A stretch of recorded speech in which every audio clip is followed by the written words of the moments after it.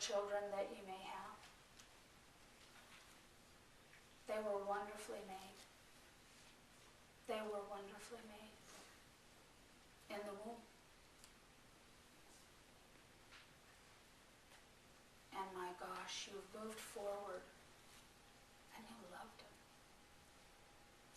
And I know that the road's hard sometimes because just like the church, PFLAG gets asked to be everything to everybody. And they try. And they sit with parents just like ours that are devastated that their sons or daughters have come out. And their parents are often in churches that do not affirm or stand in agreement to be an ally or an open and affirming church. You know, I was talking to Pat one day, and she said to me, you know, there's a grief that comes when my son came out. And I said, not just the religious one, but all the things I thought he would miss being gay. At that time, there were not very many gay people that had children. You're seeing more of that now, but that was one real thing for parents, for Pat. The grandkids she might have, where he might go in his life. You know, I'm sharing stories I know without permission, but I also remember when we went to the clergy retreat. It's actually for the progressive clergy. There's 10 of us. The state of Montana. We're becoming good friends. And I watched my brother, Reverend John Lewis, talk about the closet he comes out for his son. And that being with other clergy and being free to say that and not have clobber passages thrown at him or anything else, but be able to see that his son cannot share who he is within the Methodist Church.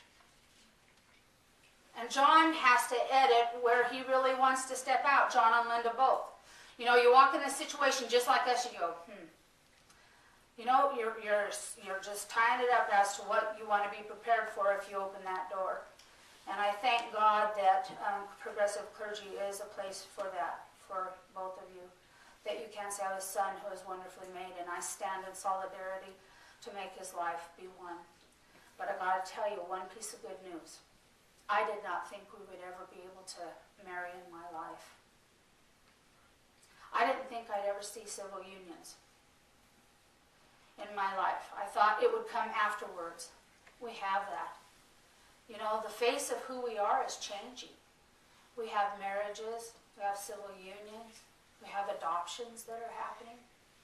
And in some places, being single and adopting is worse than being same-sex. At least they have two. Maybe it's tied to the Noah's Ark. I don't know why it's by two. But we have people adopting children, and our community often adopt children who are special needs children. You know, but it's happening. We're redefining GLBTQI and affirming families. Affirming families. Our families are very different.